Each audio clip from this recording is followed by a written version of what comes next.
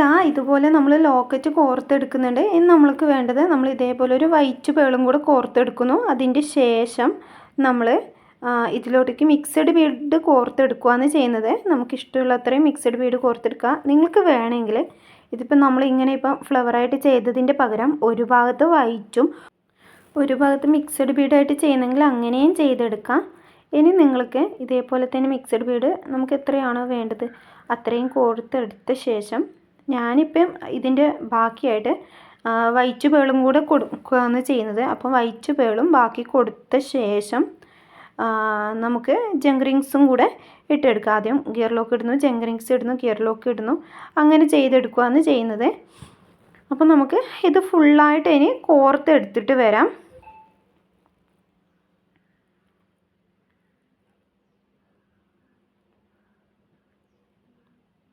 ഇതേപോലെ ഇനി ഫുള്ളായിട്ട് നമുക്ക് കോർത്തെടുക്കാം. നമുക്ക് എത്രയാണോ വേണ്ടത് അതനുസരിച്ച് കോർത്തെടുക്കാം.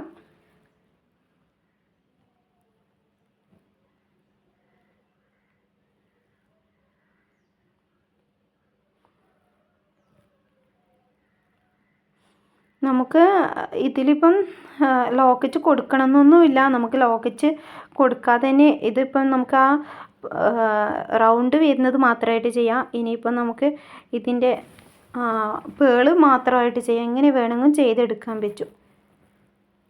ഇനിയിപ്പോൾ ഇതേപോലെ ചെയ്തെടുത്തിട്ടുണ്ട്. ആദ്യം മിക്സഡ് ബീഡ് കൊടുത്തു, അതുപോലെ തന്നെ 2 ഗിയർ വയറും ഒരുമിച്ച് പിടിച്ചതിന് ശേഷം നമ്മൾ വൈറ്റ് പേളും കോർത്തെടുത്തു. ഇനി ഇതുപോലുള്ള ഒരു കുഞ്ഞ് ഗിയർ ലോക്ക് ഇട്ട് കൊടുക്കുന്നുണ്ട്. ഗിയർ ലോക്ക് വരുന്ന സമയത്ത് നിങ്ങൾക്ക് ഡൗട്ട് വരണ്ട. നമ്മൾ സിൽവറും അതുപോലെ തന്നെ ഗോൾഡ് കളറും ഉണ്ട്. ചിലപ്പോൾ നിങ്ങൾക്ക് സിൽവർ ആയിരിക്കും കിട്ടിയത്. നമ്മൾ കിറ്റ് വാങ്ങിയ കുട്ടികൾക്ക് ചിലപ്പോൾ ഗോൾഡ് കളറായിരിക്കാം കിട്ടിയത്.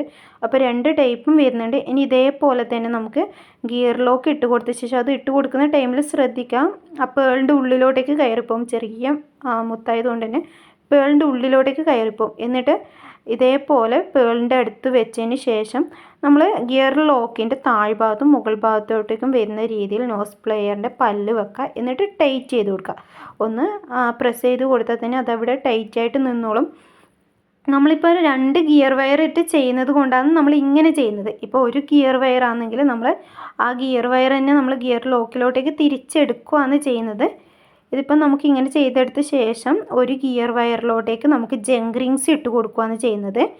ഇതേപോലെ ഇതിൻ്റെ അപ്പുറത്തോട്ടേക്ക് അന്നേരം ജങ്ക് റിങ്സ് പോവില്ല. അതിന് വേണ്ടിയിട്ടാണ് നമ്മൾ അങ്ങനെ ചെയ്യുന്നത്. ജങ്ക് റിങ്സ് ഇട്ട് കൊടുക്കാം.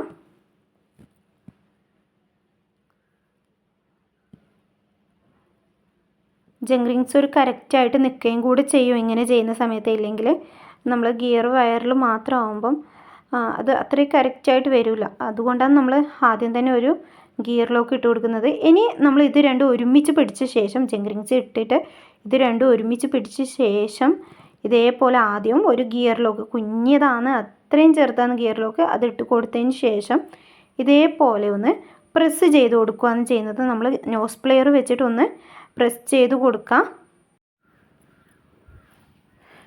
ഇതുപോലെ ഗിയർ ലോക്ക് ഇട്ട് കൊടുക്കുകയാണ് ചെയ്യുന്നത്. ഇനി നമുക്കിതൊന്ന് പ്രസ് ചെയ്ത് കൊടുക്കാം. ബാലൻസ് വരുന്ന ഭാഗം ഇനി മുറിച്ച് കളയുകയാണ് ചെയ്യുന്നത്. മുറിച്ചതിൻ്റെ ശേഷം ചെറിയൊരു പീസ് ബാലൻസ് വരുമല്ലോ, അപ്പോൾ അത് നമ്മൾ ഗിയർ ലോക്ക് തന്നെ ഇട്ടിട്ട് ടൈറ്റ് ചെയ്ത് കൊടുക്കുകയാണ് ചെയ്യുന്നത്. അല്ലെങ്കിൽ കഴുത്തിലോട്ടേക്ക് കൊള്ളും. പിന്നെ നമ്മൾ ഗിയർ ലോക്ക് തന്നെ ഇട്ട് ടൈറ്റ് ചെയ്ത് കൊടുക്കുന്ന സമയത്ത് അതൊന്നും കൂടെ കറക്റ്റായിട്ട് നിന്നോളും. ഒന്നും കൂടെ കുറച്ചും കൂടെ സ്ട്രോങ് ആയിട്ട് നിന്നോളും. അതിന് വേണ്ടിയിട്ടാണ് അങ്ങനെ ചെയ്യുന്നത്. അപ്പോൾ ഇതേപോലെ ഗിയർ ലോക്ക് ഇട്ട് കൊടുത്തതിന് ശേഷം അതിൻ്റെ ബാലൻസ് എത്രയുണ്ട് നോക്കിയിട്ട് കട്ട് ചെയ്ത ശേഷം ഗിയർ ലോക്ക് ടൈറ്റ് ചെയ്ത് കൊടുക്കുക. ഇതുപോലെ ഇട്ടിട്ട് അതിൻ്റെ ബാലൻസ് എത്രയുണ്ട് നോക്കിയിട്ട് കട്ട് ചെയ്ത് കൊടുക്കുക. നിങ്ങൾക്ക് വേണമെങ്കിൽ 2-3 ഗിയർ ലോക്ക് ഇടാം. പക്ഷേ അത് ഓവർ ആകുമ്പോൾ അത് ബോറായിട്ട് തോന്നും. അപ്പോൾ ബാലൻസ് വരുന്നതൊന്ന് ടൈറ്റ് ചെയ്ത് കൊടുക്കുക. ഇത്രയേ ഉള്ളൂ. ഇനി നമുക്ക് വേണ്ടത് ഇതിന് ബാക്ക് ത്രെഡ് ഇട്ട് കൊടുക്കുകയാണ് വേണ്ടത്. ബാക്ക് ത്രെഡ് ഇട്ട് കൊടുക്കാൻ വേണ്ടിയിട്ട് നമുക്ക് വേണമെങ്കിൽ ഇതിന് ചെയിൻ കൊടുക്കാം. നമ്മൾ സാധാരണ മാലയിൽ ഉപയോഗിക്കുന്ന ചെയിൻ കൊടുത്തിട്ട് വേണമെങ്കിൽ ബാക്കിലോട്ടേക്ക് ചെയ്യാം. ഇല്ലെങ്കിൽ ഇത് നമ്മൾ കഴുത്തിൻ്റെ ബാക്ക് വരെ ചെയ്തെടുത്തിട്ടുണ്ടെങ്കിൽ നമുക്കിതിന് എസ്കോളത്തോ നെക്ലിസ് കൊളത്തോ അങ്ങനെ എന്തെങ്കിലും കൊടുക്കാം. അതല്ലെങ്കിൽ നമുക്ക് ഇതേപോലെയുള്ള ബാക്ക് ത്രെഡ് കൊടുക്കാം. ഇത് കൊടുക്കുന്ന സമയത്ത് നമ്മൾ അതിലോട്ടേക്ക് ഫസ്റ്റ് ഇട്ടിട്ടുള്ള ജങ്ക് റിങ്സ് ഒന്ന് ലൂസാക്കി എടുക്കുക. അതൊന്ന് അകത്തി കൊടുത്തിട്ട് അതിലോട്ടേക്ക് ഈ മാലൻ്റെ ബാക്ക് ത്രെഡ് ഇട്ട് കൊടുക്കുകയാണ് ചെയ്യുന്നത്. ജങ്ക് റിങ്സ് അകത്തിയെടുത്ത ശേഷം നോസ് പ്ലെയർ വെച്ച് അകത്തിയെടുത്ത ശേഷം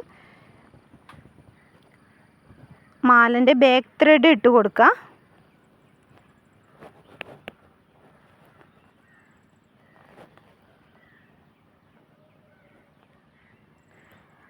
അതുപോലെ തന്നെ നമ്മൾ ബാക്ക് ത്രെഡ് ഇടുന്ന സമയത്ത് ഇതിൻ്റെ നമ്മൾ അതിനെ ടൈറ്റ് ചെയ്യുന്ന ഒരു പേൾ ഉണ്ടാവും, അതൊന്ന് ബാക്കോട്ടേക്ക് നീക്കി കൊടുക്കുക. അങ്ങനെയാണ് നമുക്കത് ഇട്ടെടുക്കാൻ എളുപ്പമായിരിക്കും. എന്നിട്ട് നമ്മൾ ആ ബാക്ക് ത്രെഡ് ഒന്ന് ജങ്ക് റിങ്സിലോട്ടേക്ക് ഇട്ട് കൊടുക്കുന്നു. അതിൻ്റെ ശേഷം ഇതൊന്ന് ടൈറ്റ് ചെയ്ത് കൊടുക്കുന്നു. ജങ്ക് റിങ്സ് നോസ് പ്ലെയർ വെച്ചിട്ട് നന്നായിട്ട് ടൈറ്റ് ചെയ്ത് കൊടുക്കുന്നു.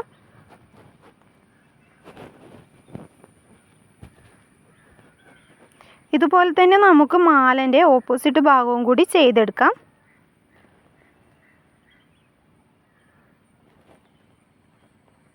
ഇതേ മെത്തേഡ് തന്നെ നമുക്ക് മാലൻ്റെ ഓപ്പോസിറ്റ് ഭാഗവും കൂടി ചെയ്തെടുക്കാം.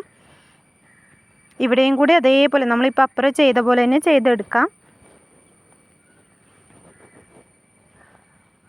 അപ്പോൾ ഇതുപോലെ ചെയ്തെടുത്തിട്ട് വന്നിട്ടുണ്ട്.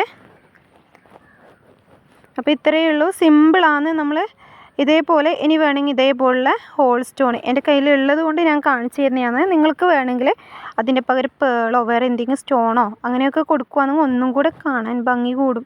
അപ്പോൾ നമുക്ക് വേണമെങ്കിൽ അങ്ങനെയും കൂടെ കൊടുക്കാം. ഒന്നുമില്ല, നമ്മുടെ ഗമ്മില്ലേ, ഗമ്മ് വെച്ചിട്ട് ഒന്ന് ഒട്ടിച്ചെടുക്കുക മാത്രമേ വേണ്ടുള്ളൂ.